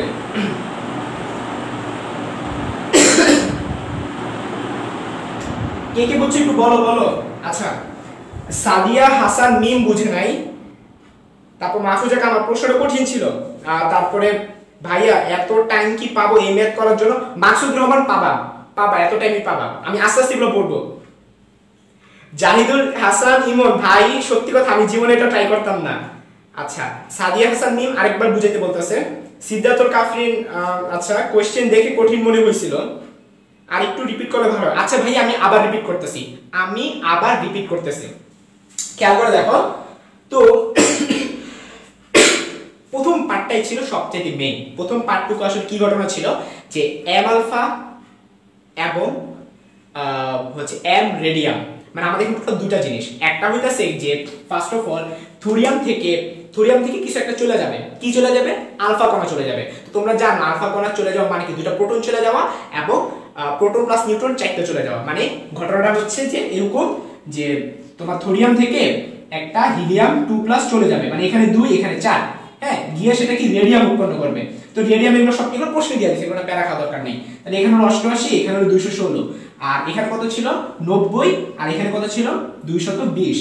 এই যে এই ঘটনাটা ঘটছে, এই ঘটনাটা ভরবেগের সংরক্ষণ সূত্র দিয়ে করতে হবে। তোমাদের প্রশ্ন, ভাইয়া পরীক্ষার হলে কিভাবে বুঝো ভরবেগের সংরক্ষণ করতে হবে? গতিশক্তি দেখে। কি দেখা? গতিশক্তি দেখে। এখন বলতে পারো এটা কোনো কথা বললেন, গতিশক্তি তো দুনিয়ার অনেক ভাবে বের করা যায়। ভাই এখানে কনসেপ্টটা বোঝার চেষ্টা করো, এটাই তো ট্রিক, এটাই তো। এটা যদি তুমি সহজে পাইলে যেতা তাহলে তো আর ওই তুমি কিরকম ট্যালেন্টেড সেটা তো প্রমাণ হইলো না, ঠিক আছে? কঠিন প্রশ্নের মাধ্যমেই প্রমাণ হয় আসলে তুমি কতটুকু মাথা কামাইতে পারো। ক্লিয়ার? আচ্ছা, এখন মনে করো আমি একটা বন্দুক কিনা, বন্দুকটা গুলি করলাম, তো আমার বন্দুকটা হইতেছে কি থোরিয়াম, তো থোরিয়াম থেকে আমার হচ্ছে গুলি বের হয়ে গেল, মানে হিলিয়াম বের হয়ে গেল। তো ঘটনা কি ঘটবে যে দুইটা বিপরীত দিকে চলে যাবে না?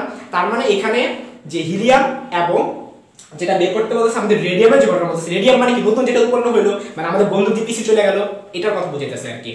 সো হিলিয়ামের ডিরেকশন যদি এইদিকে হয়, হিলিয়ামের ডিরেকশন যদি এইদিকে হয়, তাহলে আমাদের রেডিয়ামের ডিরেকশন হবে বিপরীত দিকে। তার মানে হিলিয়ামের বেগটাকে যদি আমরা v1 ধরি, হ্যাঁ, তাহলে ওইটা কি হবে? -v2 হবে, মানে বিপরীত দিকে হবে। তো বিপরীত দিকে হওয়ার ফলে আমরা একটা ফরম্যাট আইনে দাঁড় করেছিলাম, ওটা তোমরা সবাই বুঝছো তাই না? ফরম্যাটটা সবাই বুঝছো না? এই যে খেয়াল করে দেখো, এটা আমি বুঝতাম না, এটা আরেকবার বুঝাবো। খেয়াল করে দেখো, ফরম্যাটটা এরকম ছিল যে আদি ভরবেগ সবাই 0 ছিল, কারণ এই যে ওই থোরিয়ামটা তো চুপ করে ছিল। পরে সে গুলির মতো চিন্তা করো, পরে থোরিয়াম থেকে আলফা কণা বাইর হয়ে গেল, তো বাইর যে হইলো দুটো তো বিপরীত দিকে চলে গেল, তখন কি হইব? m আলফা v আলফা, আর রেডিয়াম বিপরীত দিকে চলে গেছে, তাহলে কি হবে? প্লাস m রেডিয়াম, v তে কি হবে? মাইনাস r হবে, এটা নেগেটিভ হবে, ঠিক আছে? তাহলে কি হবে? m আলফা v আলফা সমান সমান m রেডিয়াম v রেডিয়াম। তো এখান থেকে আমি কি বের করতে পারি? v radium divided by v alpha সমান সমান m alpha divided by m radium. তো আলফা মানে কি? আলফা করার ভর কত চাই না, তাহলে উপরে হবে 4, আর রেডিয়াম করার ভর কত? 216। এটা করলে কত হয়? 1/54 হয়, ঠিক আছে? এই মানটা আমি রাইখা দিলাম, ঠিক আছে? এটা কি? vr divided by v alpha. Okay, এখন খেয়াল করে দেখো, গতিশক্তি, রেডিয়ামের গতিশক্তি বের করতে বলছে। তো আমাদের কোনো কিছু গতিশক্তি মানে কি? ½ mv²। এখন আমি রেডিয়ামেরটা বের করব, এই জন্য ½ mr লিখছি, v² এ r লিখছি। ওকে, আচ্ছা, তো এখানে হাফ, এই যে m r মানে কি? রেডিয়ামের ভর। তো রেডিয়ামের ভর আলফার ভরের কত গুণ? 54 গুণ না?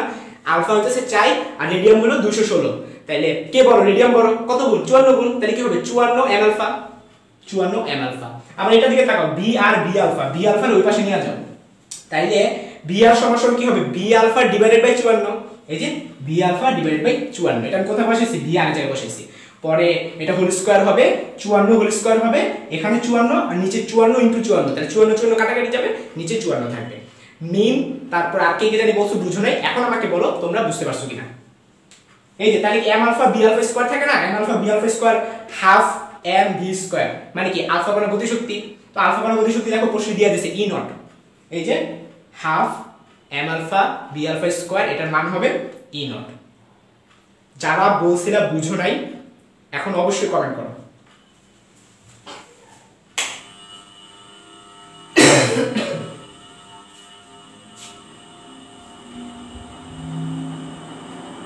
আচ্ছা মাহফুজা, যারাও অনেকে বলতাছো কি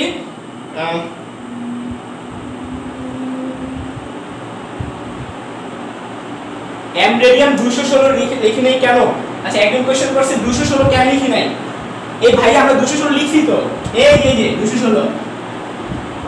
একজন কোশ্চেন করছে m আর মান 216 কেন লিখি নাই? লিখছি তো, 216 লিখছি। আচ্ছা আচ্ছা, মিমি বুঝছে।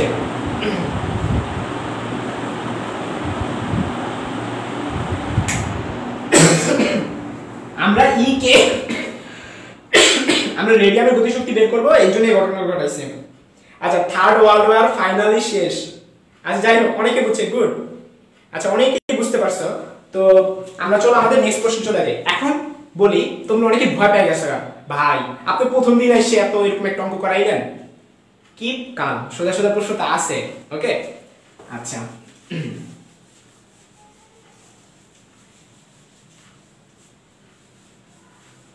আচ্ছা, এই অঙ্কটা মার্ক ছিল 3 মার্কের, এটা 3 মার্কের একটা প্রশ্ন ছিল। সিদরাতুল কাফরিন, তুমি বারবার ভয় পাচ্ছ, তোমার কমেন্টগুলো দেখে আমি বারবার বলতেছি তুমি বারবার ভয় পাচ্ছ। আচ্ছা, ফারিয়া তাসিন নিশা m1 v1 + m2 v2 = 0 কেন? আচ্ছা, তো জিরো হওয়ার আমি কারণটা আরেকবার বলি, আমি বারবার বলছি, তোমার নামটা আমি ভুলে গেলাম। আচ্ছা, তোমার কমেন্ট চলে গেছে, নিশা। হ্যাঁ, নিশা, ফারিয়া নিশা। তো নিশা কোশ্চেন করছে যে m1 b1 m2 b2 = 0 কেন? এটা ছিল কোশ্চেন। ভাই একটু প্রশ্নটা একটু দেখো, সবার প্রথমে লেখা ছিল স্থির থোরিয়াম।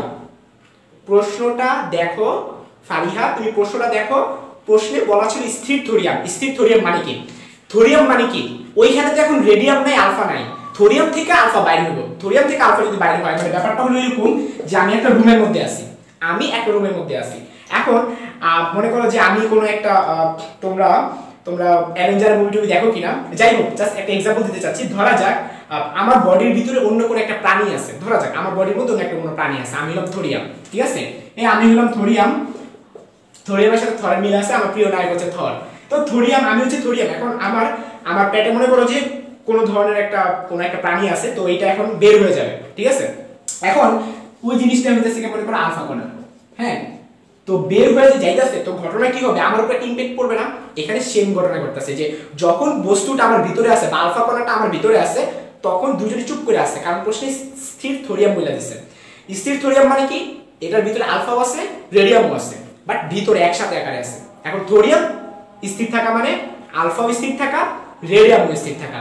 ফারিয়া, আমি কি বুঝে দিতে পারছি? স্থির থোরিয়াম মানে আলফাও স্থির, রেডিয়ামও স্থির।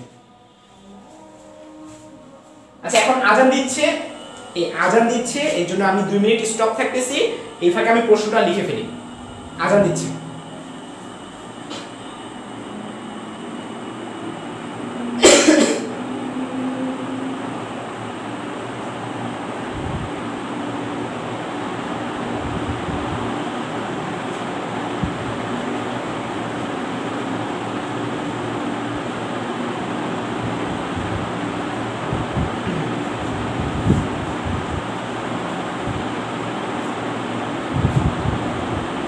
কে বলছে থর বিলেন? থর বিলেন কে বলছে? তার একটা জন্ম।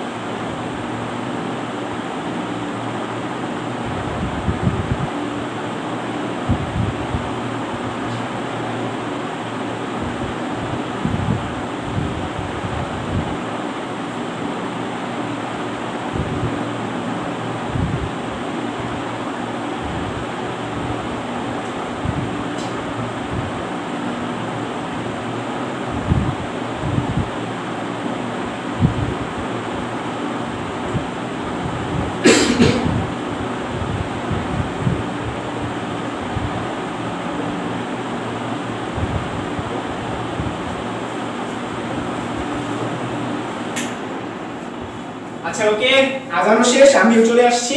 তো রেডি, চলো আমরা আমাদের সেকেন্ড প্রবলেমটা সলভ করি। এটা মার্ক ছিল 3 মার্ক, এইটার ডিউতে মার্ক ছিল 3 মার্ক।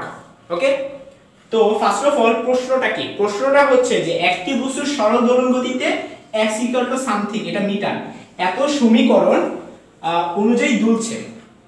তো বস্তুর গতির কম্পাঙ্ক চাইছে, খেয়াল করে দেখো গতির কম্পাঙ্ক।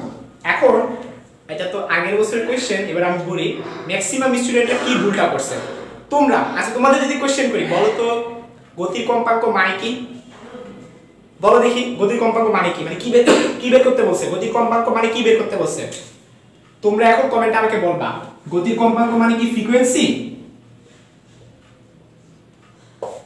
আমাকে বলতে হবে গতির কম্পাঙ্ক বলতে কি ফ্রিকোয়েন্সি বের করতে বলছে? এই যে এখান থেকে তোমরা সবাই পারো যে ওমেগা পাই টি, এখান থেকে ওমেগা টি থেকে বের করে যে ওমেগা সমান সমান 6 পাই। ভাইয়া আমরা সোজা অঙ্ক, এটা তো কি দিছে না, তো আমি এমনিই পারি। ওমেগা এই যে ওমেগা আমরা জানি টি এর সাথে যেটা থাকে সেটা ওমেগা, তো ওমেগা সমান সমান 2 পাই এফ 6 পাই। আরে ভাইয়া এই অঙ্ক তো পারি, এফ এর মান হচ্ছে 3। কি অঙ্ক দিছে? সোজা অঙ্ক। আমাকে কমেন্টে জানাও গতির কম্পাঙ্ক মানে ফ্রিকোয়েন্সি কিনা, আনসার দিবা ইয়েস অর নো। আমি একটু তোমাদের কমেন্ট চেক করি। এত সোজা প্রশ্ন ডিউতে। আচ্ছা তোমরা একটু তোমরা নিজেরাই বলো।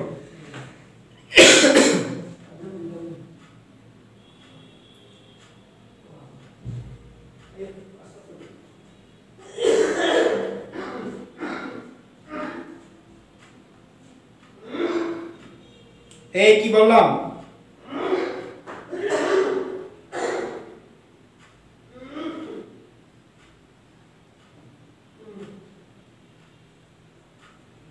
এই কি বললাম? তোমরা এখন আমাকে বলো, কোনো কমেন্ট পাচ্ছি না কেন?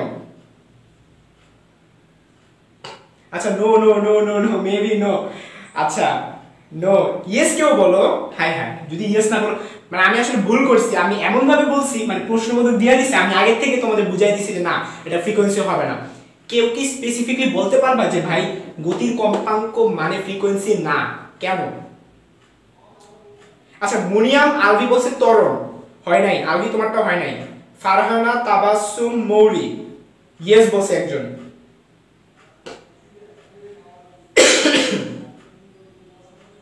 আচ্ছা জারিন সাহেবের তুলনা আজকে রিটেন পড়াচ্ছি, আজকে হচ্ছে আমি রিটেন সলভ করতেছি। আমি আরেকটা ক্লাস নিব, আমি আরো ক্লাস নিব ইনশাআল্লাহ। তো নেক্সট ডেট আমি ক্লাসটা নিব। আজকে আমি রিটেন শেষ করে দিব, আজকে 2019 সালে ফিজিক্স রিটেন শেষ করে দিব। নেক্সট ক্লাসে আমরা অবজেক্টিভ করব। সি আলাদা। আচ্ছা ভেলোসিটি পাইছি। এটা কি পাইছি। বেলি আক্তার ফারিহা, বেলি আক্তার ফারিহা তোমাকে ধন্যবাদ। আয়মান মাহমুদ সাদিক তোমাকেও ধন্যবাদ।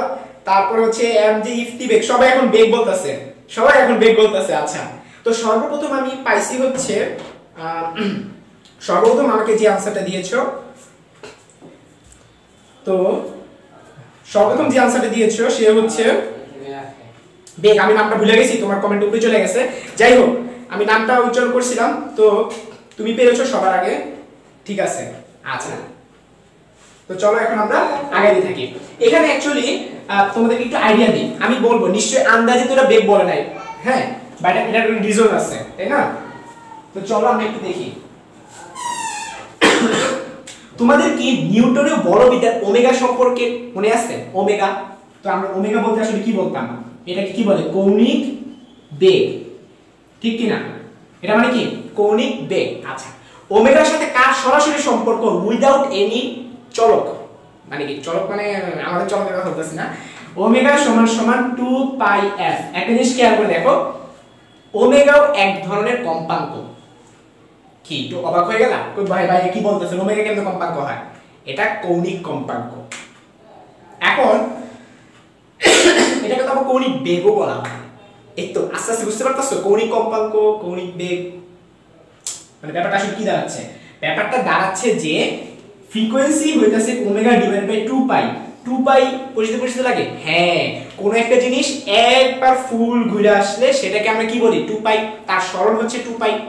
তার মানে ওমেগার সাথে এফ এর সম্পর্কটা হচ্ছে যে তুমি কৌণিক বেগ, এটা তো কৌণিক বেগও তুমি বলতে পারো, যে কোন একটা বস্তুর কৌণিক বেগ সাপোজ কত রেডিয়ান পার সেকেন্ড।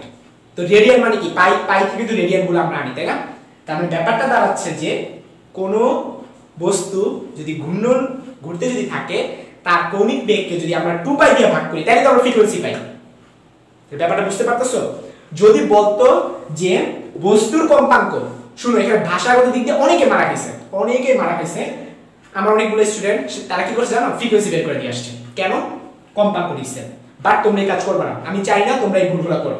যদি এটা দেখা থাকতো বস্তুর কম্পাঙ্ক, যদি গতির শব্দটা বাদ দিয়ে দেই আমি, তাহলে f হবে। আমি কি বুঝাতে পারছি?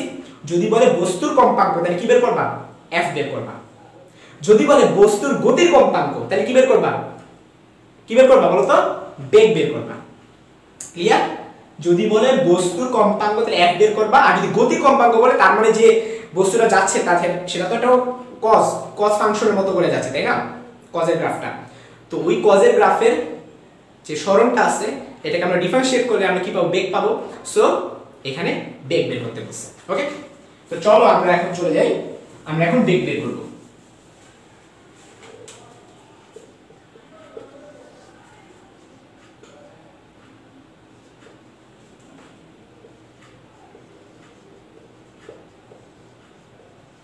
এই যে x এটা বসে দিতেছি। তো তোমাদের ডিফারেন্সিয়েশন মনে আছে? আমরা জানি সরণকে ডিফারেন্সিয়েট করলে আমরা বেগ পাই। তাইলে এটাকে আমরা যখন ডিফারেন্সিয়েট করব এটা কি? এই যে এই জিনিসটাকে আমি মনে মনে t ধরবো। হ্যাঁ, তাহলে cos t ডিফারেন্সিয়েট করলে কি হয়? -sin t। তাহলে কি হবে? এই যে 6 টা সামনে রেখা দিব, মাইনাস sin লিখব, আর এটা হচ্ছে আমার t। এই যে t। এখন একটা জিনিস খেয়াল করে দেখো, এই জিনিসটাকে আমি t ধরছিলাম, মানে এই যে cos t এর ডিফারেন্সিয়েশন করছিলাম। হ্যাঁ, এখন একটা প্রবলেম করে ফেলছি আমি। প্রবলেমটা কি? আমি একটা পাপ করছি। পাপটা কি? আমি পুরো জিনিসটাকে t ধরে একটা পাপ করে ফেলছি। এই যে দেখো -sin t। তুমি যদি পাপ করো তোমাকে পাপের মাসুল দিতে হবে না? অবশ্যই মাসুল দিতে হবে। আমি এখন কি করব? আমি আমার পাপের মাসুল দিব। তো আমি যে পাপটা করছি এটার মাসুল কি হবে? এটাকে ডিফারেন্সিয়েট করতে হবে। তো মনে রাখবা ডিফারেন্সিয়েশনের পাপের মাসুল কেমনে দেয়? আবার ডিফারেন্সিয়েট কইরা এই যে এরকম হবে। ওকে, তাহলে কি হচ্ছে? -6 এটা ডিফারেন্সিয়েশন করলে কি হয়? তো সবাই পারো 6 পাই হয়।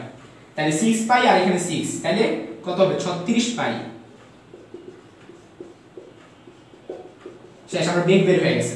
ওকে, এখন বলছে যে 2 সেকেন্ড পর, মানে এটা आंसर শেষ, এটা आंसर শেষ। এই যে বস্তুর কণিক কম্পাঙ্ক কত? এটা শেষ, এটাই आंसर। ওকে, আচ্ছা, এরপর বলছে t 2 সেকেন্ড সময়ে বস্তুটির বেগ ও ত্বরণ কত? অর্থাৎ v এর একটা টান দিবা। কোন নির্দিষ্ট সময় বলা দিলে v একটা টান দিবা, তারপরে কি লিখবা? t 2 এভাবে লিখবা। পরীক্ষা হলে এভাবে ফলো করবা, আমি যেভাবে বলতেছি সেভাবে ফলো করবা। v লেখা এক বড় একটা টান দিবা, t 2 লিখবে। এটা মানে কি? t 2 সময়ে বেগের মান। আচ্ছা, তো এখানে যেখানে যেখানে t পাবা সেখানে সেখানে বসায় দিবা, যেখানে যেখানে t পাবা সেখানে সেখানে বসায় দিবা। তো t এর মান কত? 2, তাহলে 2 বসালে কত হবে? 6 × 12, তো 12 পাই প্লাস পাই মানে কত? 13 পাই। তাহলে এখানে কত হবে? -36 পাই sin 13 পাই, এইটা আসছে। ওকে, এখন কথা হলো তোমরা এখন আমাকে কমেন্টে জানাবা 13 পাই এর মান কত? কেউ ক্যালকুলেটর হাত দিবা না, কেউ ক্যালকুলেটর হাত দিবা না, না দিয়ে আমাকে কমেন্টে জানাও sin 13 পাই এর মান কত? কমেন্টে জানাও।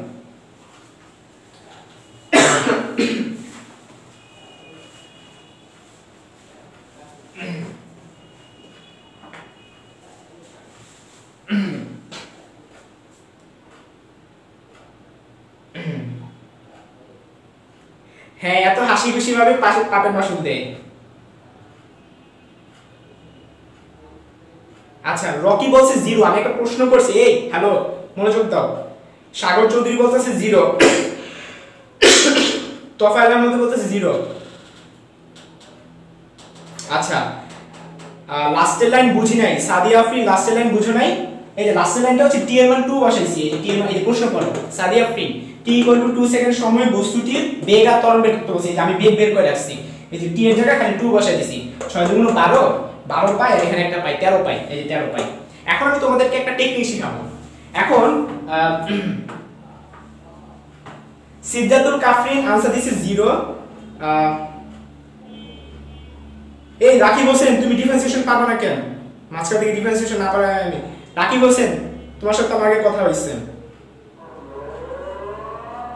আচ্ছা, এখন আমার মসজিদে আজান শুরু হইছে, এখন কিছু শুনতে পাবেন। আজানটা শেষ হোক, 2 মিনিট ব্রেক।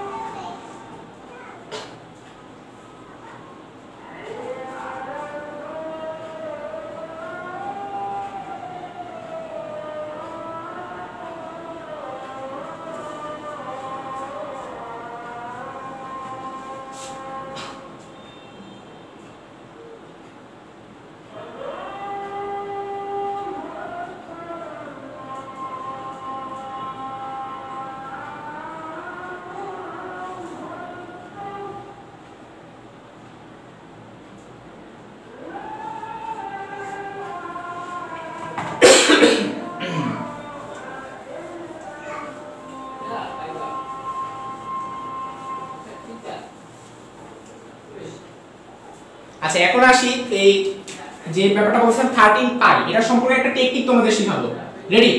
তো তোমরা যারা মেডিকেলের প্রিপারেশন নিছো তারা আমি জানি যে এই সকল গুলো আসলে তোমরা অনেকে মনে রাখার চেষ্টা করো নাই, প্রয়োজন হয় নাই। হ্যাঁ, আবার অনেকে আছে তোমরা জানো ইজিলি, তোমাদের জন্য ব্যাপার না। আজকে তোমাদের আমি কিছু টেকনিক শেখাবো। রেডি? তো সাইনের ক্ষেত্রে আমি কিছু টেকনিক আগে যখন শেখাবো আপাতত আচ্ছা দুইটা টেকনিক আগে শেখাবো। রেডি? টেকনিকটা আসলে কি? সাইন কস যে কোনো পাই এর মান মনে রাখা। ঠিক আছে? সাইন কস যে কোনো পাই রিলেটেড এর মান মনে রাখার টেকনিক। রেডি? তো একটা যদি বিশ্বাস করো না করো, মানে কি বলবো, যে আমি কিন্তু পাই রিলেটেড সবগুলোই আনসার দিতে পারবো। এখন থেকে 5 মিনিট পরে তোমরা নিজেরাও সবকটা আনসার দিতে পারবা। পাই রিলেটেড সব প্রবলেমে তোমরা আনসার পারবে। সাইন অমুক পাই, কজ অমুক পাই, তোমরা আনসার দিতে পারবা। কোনো ক্যালকুলেটর লাগবে না, কিছু লাগবে না। রেডি? আচ্ছা, সর্বপ্রথম আমি শুরু করব গ্রাফ দিয়ে। তোমরা জানো ভাই ম্যাথে গ্রাফের উপর আর কিচ্ছু নাই, গ্রাফের উপর আর কিচ্ছু নাই। তোমরা কি গ্রাফ শিখবা। তো সাইনের ক্ষেত্রে আমরা গ্রাফটাকে প্লট করি। চলো, তো সাইন গ্রাফটা কিরকম তোমরা নিচের দিক দেখতে পাচ্ছ, একেবারে নিচের দিক একটু নিচে কেটে গেছে। আচ্ছা, তাহলে আমরা একটু উপর করে লিখি। একটু নিচে কেটে গেছিল, এবার আশা করি দেখতে পাচ্ছ। রেডি? তো এটা হচ্ছে সাইনের গ্রাফ। তো সাইন এই বিন্দুটা হচ্ছে 0, আর এই বিন্দুটা এইটা হচ্ছে +1, আর এখান থেকে এই বরাবর এটা হচ্ছে -1, এই যে বরাবর। ওকে? তো এখান থেকে এতটুকু এটা হলো π/2, এখান থেকে এটা হচ্ছে পাই, এখান থেকে এতটুকু হচ্ছে। তোমরা জানো যে এক একটা পিক পর π/2 করে বাড়তে থাকে। তাহলে এখানে কত হবে? পাই এর সাথে π/2 যোগ করলে কত হয়? 3π/2। তাহলে এখানে হবে 3π/2, এখানে হবে কত? 3π/2 এর সাথে আবার π/2 যোগ করলে কত? 4π/2 বা শুধু 2π, শুধু 2π। এখন চলো আমরা দেখব সাইনের মানগুলি। খেয়াল করে দেখো, আমি যদি সাইন π/2 এর মান বের করতে বলি, তোমরা সবাই পারো sin 90 এর মান 1, সবাই পারো। তাহলে আমি কি লিখব? sin π/2 এর মান হচ্ছে 1। এরপরে যদি আমি sin π এর মান বের করতে বলি, সেক্ষেত্রে তোমরা কি লিখবা? sin 180। যে sin 180 গ্রাফটা দেখো, এই গ্রাফে এটা কি 0 না? এটা কি 0? এটা 0 না? তাহলে এখানে কত? sin π এর মান কত হবে? 0। আমি বলতাছি আজকের পর থেকে কেউ sin cos এর ভ্যালু বের করার জন্য ক্যালকুলেটর হাতে নিবা না। ঠিক আছে? ওগুলা কথা বলতাছি না, sin 36 ডিগ্রি, sin 67 ডিগ্রি, এগুলো তো আমিও পারবো না, এগুলো তো ক্যালকুলেট করা সম্ভব না। এরপরে 3π/2, তো sin 3π/2 মানে কি কত? এটা মান কত আসছে? -1 আসছে, -1। এরপর আসো আবার 2π তে, sin 2π, এটা মান কত আসছে? আবার 0। এটা কি 0 লাইন না? আমরা তো দুইটা শিখাবো, আর বেশি না। এরপরে খেয়াল করো, sin, এটা পরেরটা কি হবে বলো দেখি? এরকম যদি হয় 2π এর সাথে π/2 যোগ করবা, মানে 2টা 4টা 5টা হবে 5π/2। তাহলে 5π/2 এর মান কত? +1। তাহলে sin 5π/2 এটার মান হবে +1। এগুলো তোমাদের শিখিয়ে দিয়েছি ঢাকা ইউনিভার্সিটি, অবজেক্টিভে খুব কাজে লাগবে, ক্যালকুলেটর নাই। তারপর এখানে কত? 3π, তাহলে sin 3π এটার মান কত হবে? 0। এখন চলো আমরা শুরু করি। যে sin π এর মান 0, আবার sin 2π এর মান 0, আবার sin 3π এর মান 0। কিছু কি আন্দাজ করতে পারতাছো? sin nπ এর মান 0, শেষ। sin nπ এর মান 0। তাহলে আমরা শর্টকাটটা কি শিখতে পারলাম? আমরা এখন একটা টেকনিক আমরা জেনে ফেললাম। টেকনিকটা কি? যে sin লেখা যাই পাই থাকবো ওটার মান সব সময় 0। এটা তোমরা অনেক আগে মুখস্থ করতে না বুঝা। আচ্ছা যাই হোক, পরেরটা আসো। এরপর আসো, এই খেয়াল করে যে π/2 এটার মান কত? 1। এখন খুঁজো 1 আর কোনটা কোনটা আছে। এখানে কোনো 1 আছে? নাই। এই যে এখানে একটা 1 আছে, এই যে 5π/2। তাহলে ব্যাপারটা কি? π/2 5π/2, তার মানে কত আগে আছে? 4টা π/2 আগে আছে, তাই না? তার মানে sin লেখা এই যে π/2 যে আমি লিখব, এখানে কত হবে? 1টা, তারপরে কি 5টা, মানে যে আমি এই সংখ্যাটা কত বলছি 1 5 9 এরকম করে হবে না? তার মানে sin কত মান 1 তোমরা আসলে আন্দাজ করে ফেলতে পারতেছো, 1 5 9 এরকম। আমার কথা কি ক্লিয়ার? বা এই জিনিসটাকে আমরা কিভাবে লিখতে পারি? 4n + 1 এই আকারে আমরা লিখতে পারি। n এর মান যদি 0 হয় তাহলে কত হবে? sin π/2। n এর মান যদি 1 হয় তাহলে কত? 4 কে 4 আর 1 কত? 5। এই যে sin 5/2 n এর মান যদি 2 হয় তাহলে 4 দুগুণ কত 8 8 আর কত 9 sin 9/2 এর মান দেখো 1 তার মানে এটা কত 1 সো এখন আমি তোমাদেরকে টেকনিক শিখাইলাম কিভাবে বুঝবা sin মানে sin কত মান হচ্ছে 1 আর শেখানোর দরকার আছে পারবা না বাকিটা -1 কখন কখন পারবা না এই যে দেখো ওই 3/2 তারপরটা কত হবে 7/2 তারপরটা হবে 11/2 তার মানে sin এগুলোর মান হচ্ছে -1 আমি শুধু সাইনটা শিখালাম cos শিখাইতাম না তোমরা নিজেরা বাসায় প্র্যাকটিস করবা ঠিক আছে তার মানে আমাদের এই প্রশ্নটা आंसर শেষ এই বেগটা হবে 0 এখন আমরা ত্বরণটা বের করব আচ্ছা ত্বরণ কি আমরা করে দেওয়া দরকার আছে তোমরা পারবা না তোমরা আমাকে বলো তো ত্বরণের মানটা কত হবে আমি করব না তোমরা করো খাতা নাও আমি যে দিয়ে লেখা রাখছিলাম ওইটাকে আবার ডিফারেন্সিয়েট করে আমাকে মান বলো কমেন্টে মান বলো খাতা নাও নিয়ে আমি যে বেগটা বের করছিলাম না ওইটারে আবার ডিফারেন্সিয়েট করো ওইটা ত্বরণ বের হবে ওইখানে t এর জায়গায় 2 বসাও বসা আমাকে বলো आंसर কত আসে তোমাদের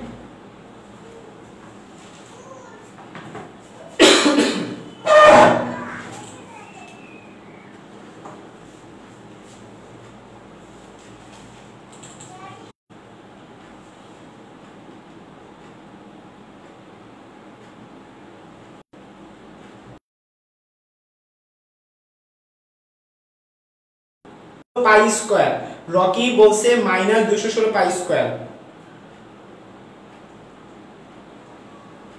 তারপরে মিনজুম সুমাত বলছে যে মাইনাস বাইরে শুধু বায়ু চিনতে পারে লাইট দিছে না লাইট শেষ হয় নাই সাদিকা বলতেছে যে 36 সাদিকা বলছে যে 36 ইনটু 6 পাই স্কয়ার আচ্ছা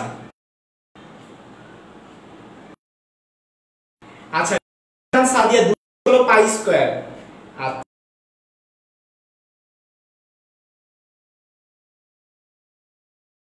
কোশ্চেন 3.1416 কখন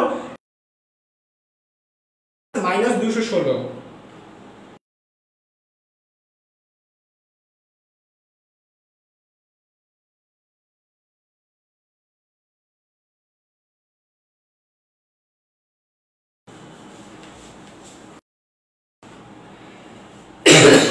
আমাদের আমি একটু v এর মানটা দেখি আমাদের v ছিল হলো যদি আমরা a বের করতে যাই a সমান ddt অফ v আমাদের v ছিল কত v ছিল -36 পাই sin 6 পাই t প্লাস পাই এটা ছিল আমাদের v চলো আমি করে দিচ্ছি তো এইখানে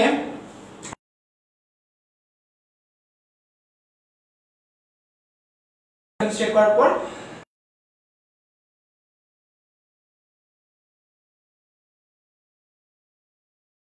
কি এই যে এই পুরো জিনিস তোমরা জানো আগে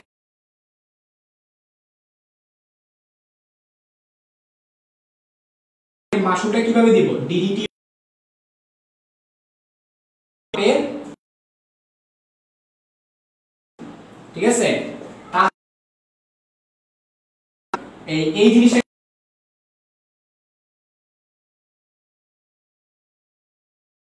প্লাস পাই মানে কত আসছে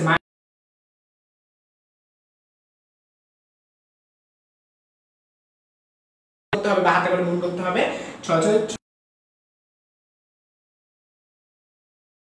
জানো 6k স্কয়ার করে 6 হলো পাই স্কয়ার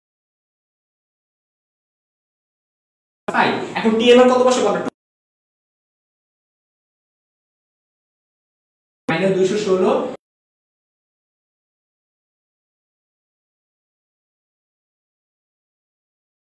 আচ্ছা অনেকে ভুল ভাই সাইন আমরা চিন্তা করি তো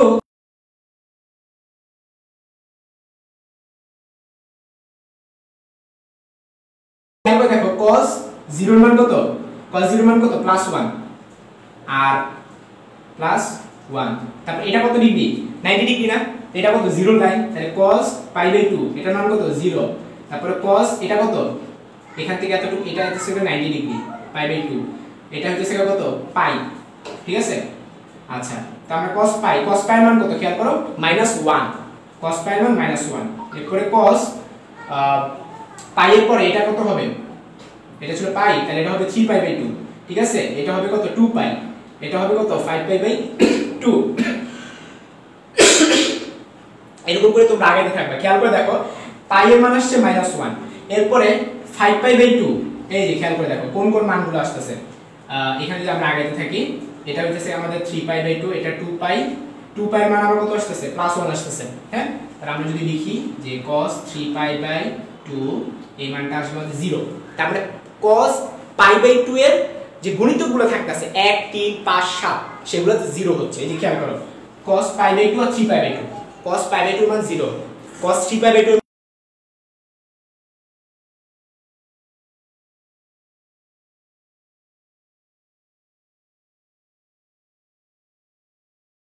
ওকে। এরপর আসো বাকি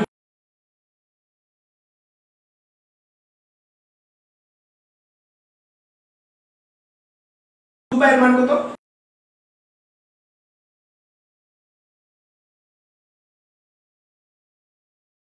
গুণা হলে 1 হয়।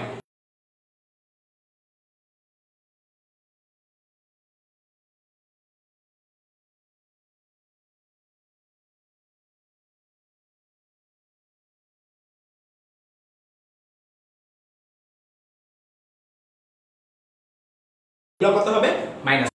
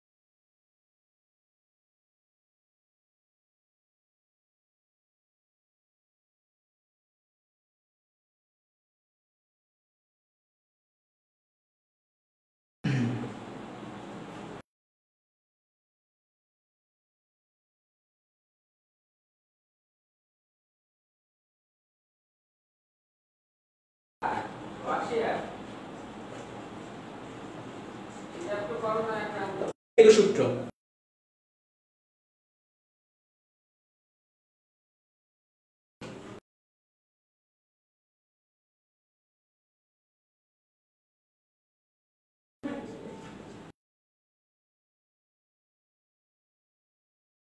S এর মান কত 2,500,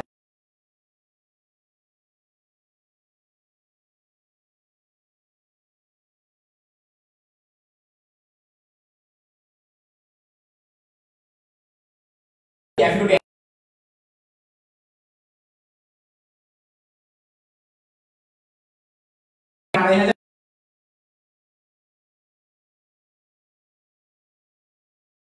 आंसर।